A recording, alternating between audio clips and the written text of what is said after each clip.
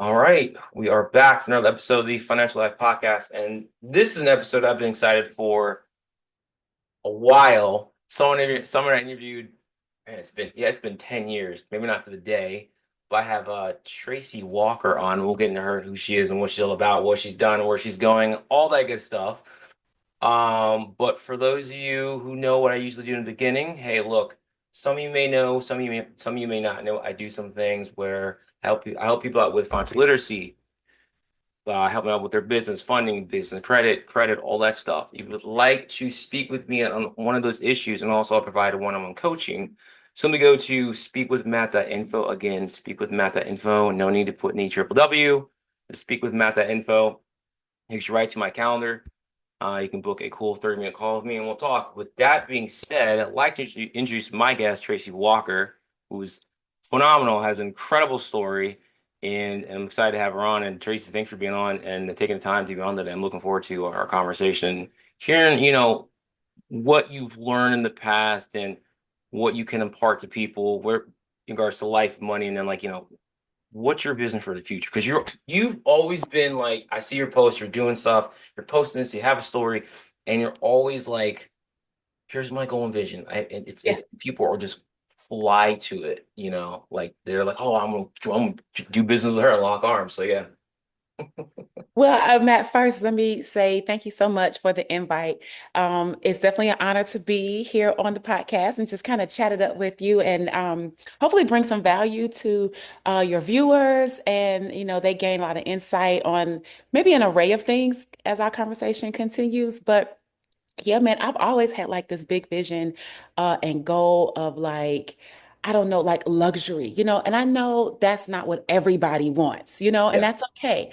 But for me, like I've always wanted like the big house or houses, right? And I'm not talking about like, when I was 28 and got married, I had a very successful real estate company. Um, Yeah. so, Remember that. I built like a 3,800 square foot house at like 30 years old, right? So that was big at the time. It was great, right? But I mean, I'm talking about dreams of like 10,000 square feet, 20,000 square feet, types of homes, sprawling things. I want to have a house now where I can put, crazy enough, like I want to have an area where I can put like a baseball field for my son. Wow. Yeah, like I want to do a batting cage like in the lower level, like the basement part for him. But I do like there's so much money that I see and so much opportunity to help the youth, right? Yeah. And it's always hard finding fields and good fields for practice. My son's on two different baseball teams, and so therefore it's Wow. always a search for, well, we're over here at this field and that field, and I would just like to have a field Right. that at least any team that he's on, at Yeah. least necessarily for profit for other people, but any team he's on, there's always a field, So Right. I'm kind of in that things that solve a problem in my own life. That's kind of how I proceed with things. And so, yeah, just having that, my new goal now for my new cars, like I want the Maybach truck, the GLS, the GLE, right? So I'm focused on that. And I know it's kind of materialistic, but at the same time, that's just a representation of alliances and work and problems I've helped to solve for people. So that may be the output, but to get those things, Yeah. there's work that has to be done. There's people who I have to help. There's problems that have to be solved. And I look forward to that because that's what breeds what I want. So Right. focus is on the front end, but I'm Mhm. excited about what that brings forth on the back end. Gotcha. Yeah, I remember because I think I knew you before. Was it before Empower? No, it was Empower Network. I was Okay. like, you were one. I think you were one of the $1 million earners. I Mhm. think Yep. that was a good time. I missed that company. That was a great company. Everyone It loved it. was. And then it just and everyone was like, "What do I do with my life?" I know, especially me, especially me. I Yeah, don't know about you. everybody else, but especially me. Yeah, because at the time that Empower kind of, I would say, imploded, because it wasn't anything external that happened. It Yeah, wasn't anything bad. It was just a lot of internal things, I would say, more corporate kind of leadership type of stuff yeah. versus field or things that were wrong.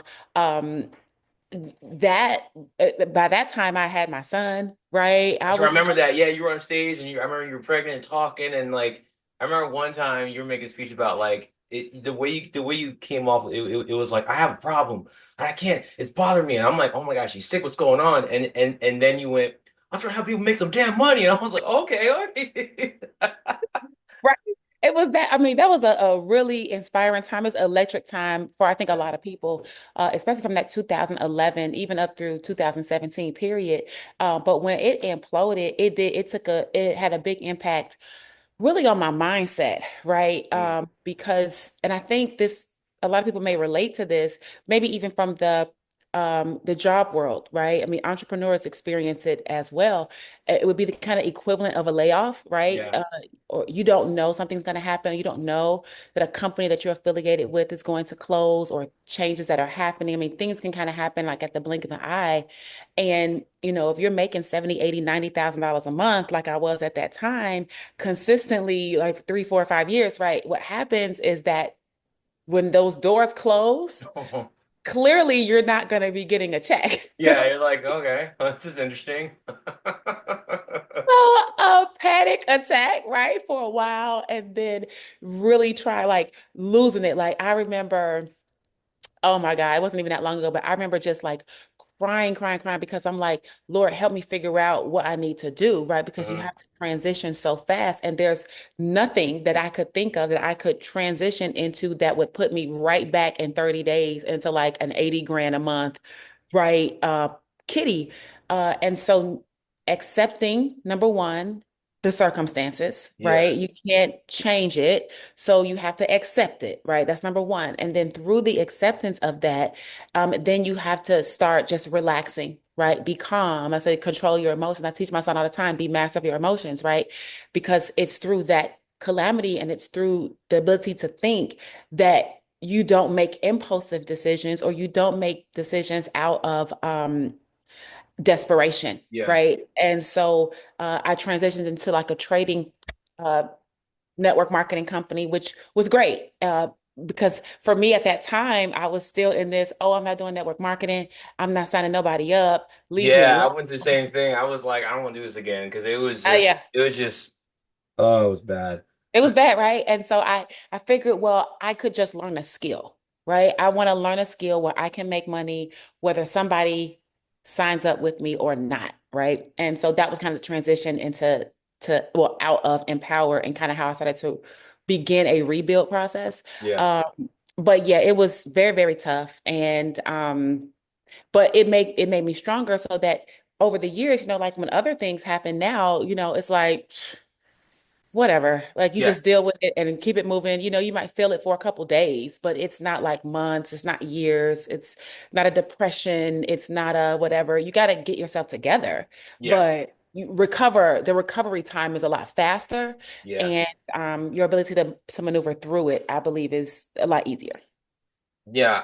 That makes sense because I've been thinking a lot about lately. One person I follow is Kevin Trudeau, and did a YouTube video a couple weeks ago about about the gift of adversity and how it's real easy for us to be like, this sucks, I hate it, and not really, like you said, like calm down, like accept where you're at. And that's the hardest thing for so many people. And it's a hard thing, like even for me in the past, I was like, the calming down part, it seems counterintuitive. And it's like, calm down. What do you mean? It's like, you don't understand. If you don't chill out, it's not gonna get any better. You have to just be like, all right, I'm okay, I'm alive, I have Yep. time, Yeah. and that's the part. And he talked about like the gift and adversity and how his own challenge is being sued by the federal government, and only seeing God reflect on things I've gone through. I'm like, okay, wait a minute, is it really that bad, or just my perception? Me choosing Mhm. like, oh, it's terrible when it's not, So Right. for you, like, there's a gift from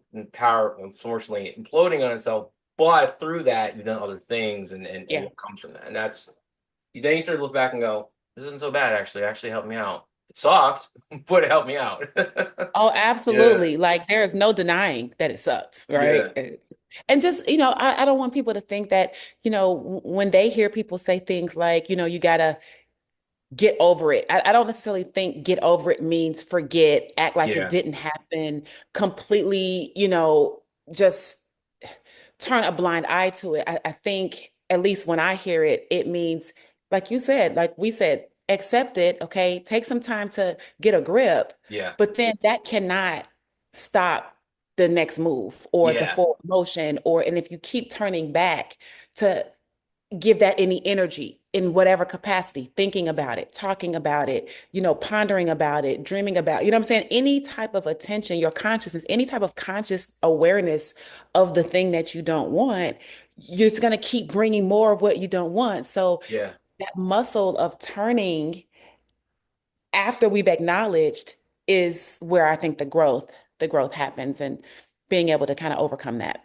Yeah. I agree. It's not easy. It's funny. It's always easier said than done. Yeah, it's getting to university. Woohoo. And then it happens. You're like, Oh, I that's hate some this shit. bull, right? Yeah, it's a bullshit. I hate this. What the fuck you want? It's like, okay, hold on. Let me get Yeah, the grip, you that's know? true. Then I also remember going back, you had do you still have the dream team? Is that still a thing? Well, you know what? It's so funny you said that. Recently, maybe earlier this year, was it beginning of this year? I officially like kind of just disbanded. I don't, that's not a good word, but Dissolved? put a, dissolves. That's a good Yeah. word. I like dissolves, Dissolve, right? you're like it's done. Yeah, yeah. Kind of dissolve the dream team. And only because that movement was created through like the network marketing distribution model, through teams, through working with people, through building organizations, right? Through that. And where I am now in my business, it's just a different focus, right? So the dream team, in the sense of what it was designed to do what and the impact that it had on people, I think it will always be there. Like I still wear my dream team sweatshirts and hoodies. I'm Yeah, very, very that's proud of right. yeah, my Yeah. jackets. You had the I'm very apparel. proud of it. Yeah. But now I'm not really in a network marketing lane. Yeah. So it doesn't serve the same type of purpose. So I'm kind of rebuilding like a different type of community now, but all the same, the dream team is still very near and dear. And I don't know where I would be. And I know a lot of members, like the dream team was like the place. Yeah. So I was jealous. I was like, I'm ain't part of the dream team, but I'm not gonna switch my team. I was like, cause you at one point didn't you have an actual bus? oh, when we went to Miami, yeah, I was pregnant and we had an event in Miami. And so yeah, I rented a like a tour bus, like a bus like the celebrities when they go on tour. Yeah. I rented the bus and it had like 12 bunks in it. It had the area in the back. We played cards. I mean, it was the best, right? Kitchen, everything nice. And we had a driver, but we drove from Georgia, Atlanta here, Yeah. down to Miami for a road trip. And oh man, it was so great. And it was good because, like I said, I was pregnant. I really wasn't supposed to be driving because I was Yeah. in anyway, right? And so we took that bus down there. We had a really good time. We had the bus back. We had some on the way back. I will tell you, we got into a snowstorm. That was strange. So that was kind of weird. Snowstorm. Yeah, a snowstorm coming back from Miami. We were in South Georgia on our way back. It was a snowstorm. So we had to kind of stop and wait for a little bit, drive Yeah. it, we could rest. Nonetheless, yes. And I had the bus wrapped. So it had Right. my picture on it. It had like my website on it. It was 2014, right? I had my website Yeah, on it. yeah, yeah, it was. So we're rolling down 75. Everybody could see Tracy Walker, right? Financial. What was it? The journey, what was it? Oh goodness. Journey to Freedom. I think it was Journey to Freedom. That was kind of the theme at that time. Yeah. So yeah, that was I fun. remember that because you were the only person like, damn, she got a bus? Like, holy shit, like that was see, you didn't have a brand that no, no, I want to say that wasn't just like a theme, that was a brand and a business in of Yeah. itself. You're Yeah. like, we're attaching ourselves to your company, and Uh-huh. you don't do right, we're gonna leave. Don't the dream team left. Like that was a huge thing. I was like, wow, they got an actual bus and stuff. Like Mhm. people are listening to this, you don't understand. There's an actual bus, and the dream team was real. They were a real organization. I remember you getting the calls. Yeah, and the dream team, the young guns, and I was like, damn, like, and it just kept growing, and I was like, wow. Yep. Back, I'm like, I should take notes, but I didn't. I was trying to figure out my own stuff, but you had to like that's been your thing. So you've always known how to market yourself as like this brand, this vision, this force, and Yeah. people just fly to it. And I'm like, oh wow, she knows doing. I'm gonna take notes. I'm stalking on Facebook and go, what's she doing now? Be like Well, this. I did. I did write a book back Oh, that's then. right, you did.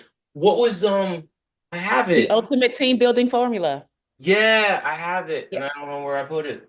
Yeah, because I broke down my what was it, my 7 steps to how to build an organization that thrives and a loyal following. Like I broke down strategically That's what I right. did and what I do with building something, right? How kind of my thought process behind it. So I gave people the blueprint. The blueprint is Right, you out. did. It's And I out read there. it, and I don't know if I finished it, but I need to find it now because I'm so mad. I'm like, I had it. Did I? It's been 10 years, Matt. It's been 10 years, Doesn't okay? matter. The principles still apply. I mean, it's building. No, you said you don't think you finished reading it. I need you to finish I it. know, but like, I don't remember. I had it, and maybe I did, but that's my fault. But if the principles in a book, that applies to just any business. We're not just network marketing in particular. Yeah, it applies to team building, right? Yeah. So in any environment, even if it's corporate, right? If you're building a team now, it's a slightly different because you don't have to build a brand in corporate, right? You're working in that whatever company you're a part of, that is their brand. They don't need you to come up with A a whole mission new and thing. They're like, vision and no, it's stuff. our thing. We pay you. Yeah, yeah. So, but essentially cultivating people, right? Driving performance, moving the needle, Yeah. creating leadership structures, having team-based or leadership integrated voices. In other words, it's not just me that makes all the decisions, right? I might have been the leader of the dream team, the founder of the dream team, but ultimately we got to a point where, I valued the opinions of like maybe 11, 12 other people on a leadership Yeah. council. Where before we made any decisions, whether it was to go left, go right, change a jacket, change a logo, enhance a logo, Yeah. like we would literally have this discussion about it, right? And we would make a decision together. Now you can't please all the people all the time, but holistically, it's better in a team environment where you have a group of trusted, objective people Yeah. that can help you make decisions. That's right. That's right. Yeah. I'm now I gotta find that book somewhere because I remember it and I was like, oh, I got the goal and I didn't act on it. I don't know why. I was all over the place trying to figure things out and empower everything else. But yeah, your story is very. I remember speaking of stories. I remember hearing your story and you would recite over and over again. And I think one time, I think it was again through Empower. It was on an event. I forget where it was. You were speaking on stage. I don't know if it was just you or you, I prefer it was you other people talking. And we were talking about the power stories, and something you had said was, you could market if people come to you, and you had made a point where you're like, yeah, like you understand, people tell me all the time about my story, but you understand, forget that I had to go through that shit to have the story. Do you really go through that? When you said that, I went, ooh, that's a really good point. It's like Mhm. you can have it, but you seem to forget you have to go through all that stuff, not knowing when it's gonna change, when it's gonna Mhm. end. It can seem forever. You have days like I let's just quit, and like people go, oh, you're right. Because I remember part of the story was you weren't you working for some like some firm selling electricity in 2001 or something like that, I and was working then for an energy marketing. Yep. yeah, Energy. yeah. And then September 11th happened, and then I think you got like laid off or something, but you were doing well, and you're like, "Oosh, That's it. that happened again." That's it.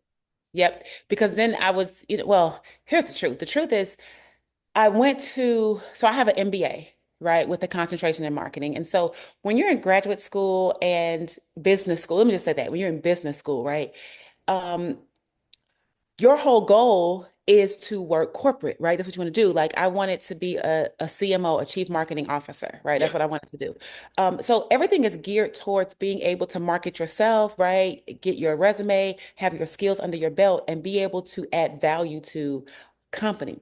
So when I got my job after graduating and I moved to Atlanta and I was working for this company, it was a great company. I didn't have a problem with the company, but I realized there was so much bureaucracy and things that I could not, my mind just, it could not deal with it. Like I would come home every day, almost every day, and cry because I was Wow. like, this shit sucks. Because see, a lot of times it's like, oh, I'm coming out, I'm making 70 grand a year, right? And that's not chump change. That's good money, at 21, 22 years Oh old. yeah. You know what I'm saying? That's not, I mean, it's good money now, to be honest, but especially then. But to then hate it, You know what I'm saying? Oh, And have to go every day. And then I had to work 12-hour shifts. So I worked 7 p.m. to 7 a.m. that's right. for 4 days. Then I had 4 days off. Then I worked 7 p.m. to 7 a.m. for 4 days. So that shift and that back and forth with your body, sometimes I was sleeping, eating lunch at 12 noon. Sometimes I was eating lunch at 12 midnight. Right. And so it takes a toll. So I was irritated at that. And I was also irritated at I had put in some time to go to homecoming, right? It was a big deal. I had to go to homecoming. I Yeah. put in my time a whole bunch of time early, a lot of time early. Yeah. And then there was someone, I don't know who down the road, close to homecoming, which is October, they requested some of that same block of time off, but they had more seniority than me. Uh, And so they ended up, even though they had previously agreed to give me the time off, they rescinded that, gave the time to the person with more seniority, made me have to go to work. And it was things like that that I realized I can't do this, right? Just the simplicity of I put it in first, but because somebody has more time or more years at this place, yeah. they can wait longer and get Right. off. And then so it was stuff like that. And then the time schedule. I just knew corporate America was just not, I wasn't gonna be able to last there because Yeah. my mindset was too focused on, I don't mind doing the work, but I'm gonna do it the way I need to do it. Y'all can't tell me how I'm gonna do this work. So when I was laid off after September the 11th, I went right into real estate. So that was kind of the bridge there. I was already Yeah. working on a real estate business part-time. So it was just a function of having some faith, right? And having some belief, when you got a job and you're like, okay, I'm gonna do this little business. It's all well and good if the little business doesn't work, right? But then if Right. you lose the job, need this little business to work. Right. Difference of attention and seriousness, and perseverance that you have to bring that thing to life. And so that's kind of how I shifted into that. Gotcha. Yeah. Because then you had, I think you experienced after that the real estate crisis after that because you were doing well and then another one and you probably were like really twice like come That's on. been my life. It's so weird. Like people have things in life where it's like, oh my God, you're doing so good, so good, so good. And then boom, crash and burn. Like, oh shit. Okay, then you climb out of that hole, you're doing so Right. good, then boom, crash. I mean, this is literally the theme of it's to the point now where that's what I know in my life, that's what it is. Right. Right. So I don't really get emotionally bent out of shape. That's what I was saying at the forefront of this Yeah. because things happen I don't want to happen, but sometimes you just cannot control some things because of, and this is more on the spiritual side of things, sometimes when you ask for something, it doesn't show up the way you think it should. Like you Yep. think it should show up nice and pretty and just delivered to you Right. And without, perfect yeah, perfect, rainbows and butterflies shiny. and unicorns and it's like, hey, punch in the face. You're like, ow, what that's Yeah. not what I no, I'm doing it for you. Don't worry. It's like it That's sucks. right. Because you see what I'm saying? And so when you ask for new, sometimes you got to get pushed out of the old. You're trying to hold on to the old. I think I used to talk about this all the time. Like sometimes you got to get pushed out of the nest. I believe eagles, like eagles, real eagles, I think they push their young out of the nest. You know Wow. what I'm saying? Like, okay, little birdie, you're in the nest. And when the mom feels like you got the wings or whatever they determine this by, they push that dang on thing off the nest. Bye. And the eagle is naturally and instinctively an eagle. Right. It just is. Yeah. So it learns how to, oh shoot, let me use these things, right? Right. And it literally learns how to fly. But if the mom doesn't push the bird out, the bird will constantly sit in that nest. And I feel like that's what happens to us as human beings a lot. Is at different phases of life, the proverbial nest is a certain lifestyle or a certain income level or a certain place you're living or, you know what I'm saying, a certain relationship or whatever. And then you are asking for things that you don't realize are not in alignment with where you're currently keeping yourself. So, if your desire to have the thing happens to be greater than your desire to stay, then magically your ass is gonna get pushed out the nest. Yeah. Magically. You're like, wait, I Yeah, didn't ask for this. Then you yeah. go, oh yeah, I did. Yes, I did. Not in the way that I thought it was. Yep. And that's that part that I've started to learn that you know what is what it is. Where's the benefit? I asked for this. Let's keep going. Deal with the Yep. emotions. Keep moving. Hmm. Because if you don't have that view, life just sucks. And a question I asked like for a mentor of mine, we're going through things that like you don't want, especially if something that you didn't ask. Like if you're like, I didn't ask for this, you know it. Question I ask myself is, how is this for me? How is this for Hmm. me? And either Hmm. when you ask, you have to be in a state where you're like, okay, I'm really am curious. Yeah, I'm not like it, but where's the benefit? There has to be something that's in it for me. And you get to keep asking it. If anything, I've done this. What happens is an emotion comes up that you've been avoiding. That's number Hmm. one. And then if not, you'll go, oh, wait a minute. Okay, this is happening. I haven't addressed this. This means it's preparing me for whatever. It could be anything. It varies across the board for everybody, so it's unique. If you don't ask that question, life gets rough. And I That's see it in right. people who just let life just beat them down over and over. And it's like, dude, at what point are you gonna go, I'm tired of this shit, I'm gonna make a Yeah. change Yeah. and just start taking the first step instead of That's it. letting life just there's one person, my girlfriend and I, where we both agree that like they're starting health issues and went through divorce, all these things, and war performance is falling, and I'm like, okay, they're clearly letting life just beat them down. Yeah. And Yeah. instead of being like, you know what, I'm not gonna take this shit anymore. Tomorrow I'm start doing this and just start taking things bit by bit by bit. Yeah. You That's it.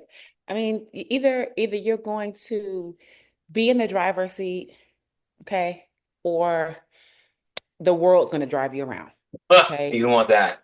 And you definitely, I mean, so many people being, passengers in their own life, in their own story, right? And the thing that they have been given dominion over, right? It's not Yeah. that you've given dominion over the whole entire earth itself, your life, my life, but you've been given dominion over your own life, your own experience, your own, things. And so it's hard to take ownership and accountability for that. But if you can figure out how to do that, you figure out how to do that, then those things that you want, like I say, those things that you want that I want, right? It's just a function of doing a number of things enough, right? And you'll get there. Yep, yep, yep.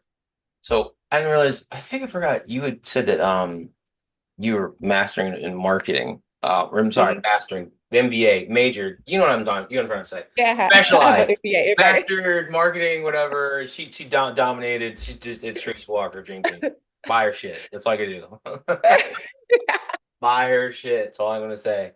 Um, yeah, so that I didn't realize that's always been your thing. So is that one of the things that's kind of like always that drew you into Empower was the fact that like it wasn't just the traditional network marketing, but like it was a marketing point to it that made you go, I can do this, and then from there you kind of just took off. Yeah. Um, so yes, that's for me, that's been a blessing and a curse at the same time Mm. because my personal journey, what I've experienced is that um, I've been a part of different companies, right, from the network marketing side of things, Yeah, where owners or leaders or sponsors I've had, right, in the past would value the network I could bring, right? And the cohesiveness of it, yeah. right? And the development and the growth of it. So that was a good thing. But what they didn't always like, okay, simultaneously, was the fact that I would innately, I want to teach people how to really market. Okay. And somewhere in the network marketing field, there's this line that seems invisible, Uh, where if you're just talking to people that you know, and if that doesn't work, then you should just keep talking to people that you know, right? Because that's perseverance, that's keep trying, that's you're following the system, that's you'll get there, that's the numbers game, right? But then somebody like me is like, well, yeah, but okay, if you've talked to the people that you know and those people aren't interested, then how about you learn how to talk to the people that you don't know? Well, let me teach you how to talk to the people that you don't know. And right. sometimes that causes problems for uplines or companies because now, hold on, Matt, this Um, is right now, your team might be interested in what I'm talking about over here. And if your team is interested in what I'm talking about and you have an ego problem, then now you're mad at me because I'm being me. Right. And I'm trying to help the people actually build your check. Because when people sign up on your team and we're not connected, I don't Yeah. get money from that, right? And I Yeah. would teach and train and wouldn't charge companies or wouldn't charge leaders, or I would just do it for the strength of, hey, we're just all trying to help each other out. And Yeah. when I realized that, people actually started having a problem with my skill, my gift, right? It was cool when you wanted me here because I could bring all the people that, well, Right. not all people, but the people I could bring that were assigned to me to help you. But then if they looked at me as being a valuable asset and you felt that they were looking at you as not a valuable asset, doesn't mean that they are looking at you that way. You just felt that way. Then you have this internal beef with me, right? And so the last several years, prior to me kind of shutting this thing down, but the last several years has been that, right? And I'm like, what is people's deal, right? Like the Right. last maybe three or four companies, it was that. And I said, or at least from my perspective, it was that. Yeah. Okay. And I said, I'm done here. I'm done with all of this because to me, this continues to be a rerouting. We talked about this just moments ago, right? Where you think something should be a certain way or you need to go in a certain direction. And network marketing had been such an amazing place for me and cultivating soil and of growth, personal development, of leadership, everything. Like I love it.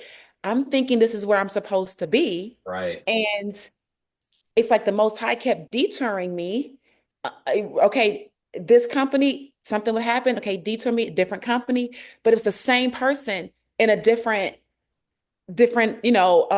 avatar. Yeah. And it happened like three, four times. And after that last time, I said, okay, clearly I'm not supposed to be doing this, right? I'm Yeah. not, because if I were, even if I were in the wrong company once, I'm in the wrong company three times. No, maybe I'm the wrong person for Right. this, right? I'm wrong. They're not Yeah. wrong. They're perfectly fine. Those companies are great. Those people, those leaders, those owners, they're perfectly, it's me that is not the good fit. And I had to accept that it's me, that I don't belong here. Then I had to figure out, well, where do I belong? Mm. What should I be doing? And I began to ask and speak certain affirmations like, I'm in my true place, right? I'm in my true place because I had to find my true place where I could use my marketing knowledge and it not be, restricted to making a list of your friends and family. Like there's so much more that I could offer that the minute I spoke over that, not against it, but in addition to that, it was problem. So that marketing for me has been a really good blessing because I have it and I can share it. And anything that I do on my own for branding, it serves me well. But Yeah. when I get into network marketing and try to do it, I feel like I have to shrink myself a little bit. And so Mm. I had to kind of evolve from that a little bit. I gotcha. So it's like you're in those companies for a reason. It's like, okay, this is not your lane. This is prepared for the next thing, and then you could fly and go from there. I think that's what it is, or Yeah. what it was. Absolutely. Yeah. And I think it's hard for some people to realize, but we're like, but I really like this. It's like you're here for a little bit, build you up to whatever, so that way you can do the next thing and take those skills to really be um in your purpose, to That's really help it. people out to the best ability to make the most impact on this planet while you're here. I firmly believe that. What was I gonna ask you next? From the corporate world through all the companies and businesses you've done now, what are like, I don't want to ask a question. What are some secret marketing techniques and hacks? I hate that. It's so buzzworthy. I'm like, shut up. I want to like, what are some things that you've learned that you can share where people could be like, here's what I've learned from this and this and this that you can take and run with it and really change your life, change your business because you've been through a lot. You're not stupid. I know that. You're very smart. And you've been through things, and I'm like, I've seen you go, you're doing this, doing this. I'm like, okay, Tracy ain't done. Tracy. So I remember, I think David was talking about the time you had gotten a Maserati, and you're like, Mama don't play. I'm like, yeah, she's, you're always moving in something. It's like you're scheming Yeah. on something. So it's like, Yeah. Yeah. what can you share with people? You know? We're at the end of the day, we're sales professionals, right? To one extent or another, whether you're doing a network marketing business, whether you're doing your own business, you sell your own products and services or whatever. At the end of the day, we're selling ourselves. And I would even challenge those who may be watching this that are working full time, right? W-2 um, income. You sold yourself too, right? When you went to that interview, you Hmm. sat there, that resume, what did you put that resume together to do? To sell you, to show you in a light where your positive attributes were brought to the forefront and you could speak on those things, right? Intelligently and assertively. So we're always selling ourselves. And I think number one, more people need to understand that we're all salespeople, right? It's not salespeople are the slimy car salesmen that are chasing you down the street, right? Whatever. Yeah. No, that could be a type of salesperson or sales experience one has had, but ultimately we are all salespeople. So if we start with that understanding, then now when it comes down to building a business, I feel like we can talk about marketing because marketing and sales are two different things, right? Marketing is, in my opinion, marketing is the matching of the problem to the solution, right? It's understanding what that is. It's a bridging a gap. Yeah. It's finding a person whose back is hurting and recognizing that you are a person that sells back relief, okay, back pain relief, Yep. and being able to put a message together that speaks to that person. That's marketing, okay? Yep.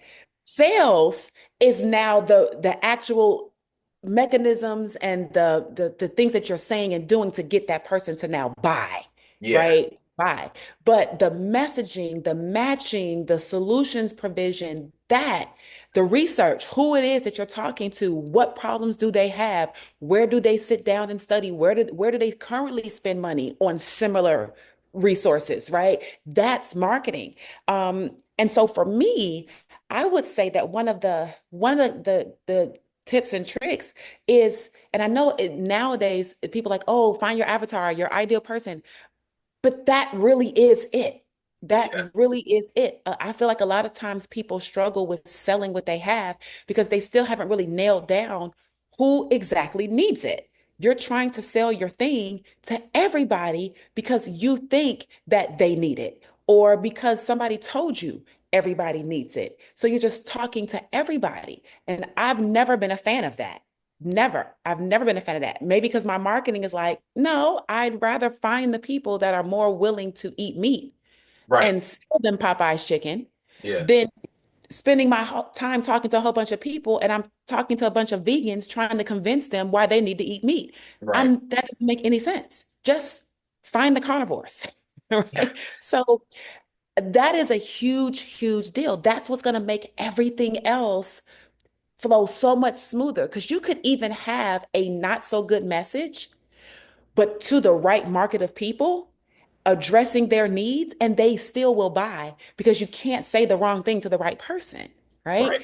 But you also cannot say the right thing to the wrong person. So find the right person, find the right people, spend time, have an interest in who your buyer is, one way or another. If you're interviewing for a job, spend time finding out who that company is and what their needs are and who the interviewer is, if you can, and what their background is. Like, do some research in who you're selling yourself to so that then if you know what they want, you can just give them what they want and then you don't have to, try to force a square peg in a round hole. So that would be the number one thing is really take time to understand your avatar, your ideal person, your perfect job, your perfect whatever. Do that. Because it's going to make the rest of the process smoother and easier. If I had to give a second thing, I would say listen, listening. That would be a tip and a trick. I know people are looking for like, oh, but on Instagram, how do I do this thing? And I'm gonna tell you, I've taken every course or bought every ebook, $1, $7, $27, whatever it is, just to get an insight into how people are doing what they're doing. And I will tell you pretty much every single time I'm upset. I'm upset because they all said the same shit the last person just said, right? Really? Yeah. So you're spending $7, $27, $47, $97, whatever. And ultimately they're pretty much saying the same thing, just repackaged differently. And I get it and I say, I already knew this, Right. right? I already knew this. And so So when you understand that if you just listen, right, to the person or the group of people that you want to learn from, and you actually do what they're telling you to do, I guarantee you it looks different on the other side because that person is actually doing it. They might have, through their process, found a tweak, right? Through their implementation, discovered a loophole, but they didn't go into it with the loophole. They went into it just following the blueprint. And through that, I think what emerges is, things that Matt would recognize that Matt sees, oh man, I could put a spin on this and this is my thing now, right? Which Right. may be completely different than Tracy, but nonetheless, we're still following the same blueprint fundamentally. So I would say number one, really get an idea for who it is that you're marketing to, who you're selling to ultimately. And number two, listen to people that you're learning from and do. Listen and do. We say learn, do, teach, right? Learn, do, teach. Right. Yeah. And I think that'll be quite serving more than any type of gimmicky, trendy thing to do, because that is a true principle in marketing and it's going to always be that way. So I'd rather give people a solid foundation than, oh, do this with Facebook ads. And then next week when Facebook changes it, now that Yeah. doesn't, Yeah. because they will change They it. always do. They change it. The algorithm changes. Google changes things, and I think people get. I was caught up in this, like the latest Google marketing trend, whatever, and then it changes and changes again, and it's like instead of going off of the principles that don't, it's like people are That's still right. people. Listen to Hmm. people, like you're being consistent with this. I remember I was on a call. I remember listening to call live again, back to our network, the Monday night call, and you're talking about who you targeting, who you targeting. You were hammering the crap out of it. I was I like, mean, I'm saying the same thing. yeah, I've been saying the same thing for for 15 years. years. People still ain't listening. It's like it's the same thing, and people don't like it. It's like they're like, really? I feel like people we've been trained to believe that it's not the principles thing because it sounds so boring. It can't be that. It can't be that super or super boring, too simple. It has to be this mystical secret thing that sounds sexy that's there, and that will always keep you searching for something that doesn't exist. Mhm. Or if you do get something, it's temporary and you're back on search again versus the time old truth, you know? Yep. Yep. Which is why, I mean, now this is a slight digression, but we were talking about this a little bit before, but like just in the political climate, right? This is why I can look at certain headlines, right? And for me, I see it as it's a marketing, right? It is. It's I've learned marketing. now. You're right. I've learned. I'm like, all that's to get me to read it because there's so many articles. They have to say something outrageous to get you to go, what? I knew it. And it's like, hold on, pause, look at it, ask questions about because that's been doing things. Well, why aren't they talking about this angle or that angle? What do you mean? Like it's like people just go, oh, okay, I'll take it. And it's like, no, you have to ask other questions, the other side of things, and you're right on that. It's the framing, right? Most people don't know to consider another frame, right? They just accept the frame that was given to them. And this is what's so ironic about the world we live in. The people that control the media, they know this. They know psychologically their buyer. They know their avatar.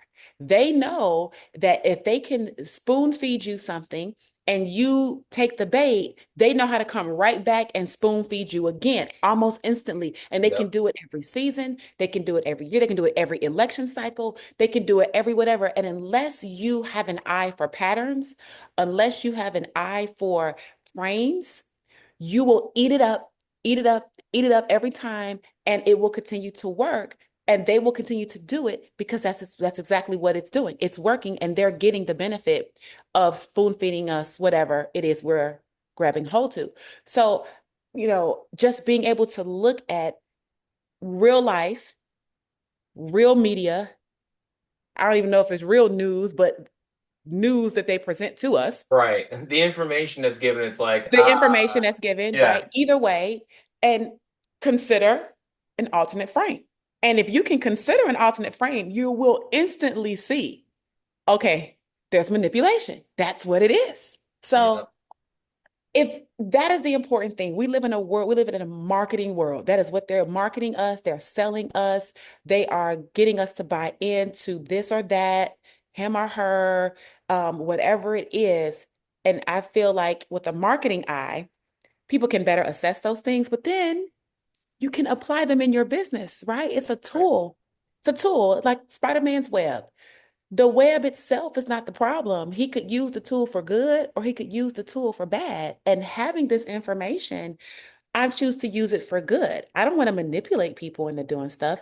I want to influence them. Yeah, because influencing you is helping you move forward with something that you decided you wanted, right? Me helping you. But manipulating you is trying to get you to do something that either you didn't want to do, and I'm convincing you to do it, Yeah. or that something you don't even really know is not beneficial to you, but I make it sound beneficial to you, right? Yeah. So ultimately, I'm hurting you. I don't want to do that to people, but the media does that all the time. But the tool by which we use through marketing is the same. So you get to choose. There you have it, everybody. Podcast over. Done. Buy your shit. Or so. Tracy, I thank you for being on. This has been a good conversation. I knew it would be. I'm like, we're gonna go organic, no topic. We're just gonna go and talk about important things. You know what I mean? Yeah. So, the last question I have for you is also the most important one. How can people contact you? Yeah. I love it. I love it. Well, I have my project I've been working on. I know you kind of been watching it, and I'm really excited about it. Um, and it is literally an AI assistant, and I built it, right? Oh yeah, oh yeah. I saw a post on that. You built it. You I did. That's built right. You did the whole story. I went, oh shit. Yeah, it's What pretty time is good. that? Like it's not a third party, it's not a network marketing. No, I took time, I learned that, built it through OpenAI partnership with ChatGPT, and I built an AI assistant that is really designed to help appointment-based business owners, right? So if you are an agent, a realtor, a chiropractor, a med spa owner, right, a Right. dentist, anybody that has an appointment-based type of business, it's designed to, once you procure your leads, it's designed to interact, automate, qualify, and book appointments all without any manual involvement from the business owner, right? So if you have a person that is trying to pre-qualify someone for a home, right? For example, like, okay, where do you want to live? How many bedrooms do you need? Right? Yeah. What's your credit score? What's this? Instead of spending all your time fielding calls, right? Or paying someone, a yearly salary to field these calls, your AI assistant can come in, instantaneously start interacting with your person so you don't miss leads based on time delay or you're busy. I got to get back to you. It Yeah. kicks in, sets the appointments for you, asks all those pertinent questions, and then we'll follow up for you. And I've been doing some demos, actually, some free demos showing people how this whole thing works. And so I'm excited. So if you have any of your listeners that fit that mold of appointment-based business owners and they want to take a look at how the AI assistant works, I'd be happy to demo it. They can find me at www.aigeniusassistant.com. I like it. I knew it.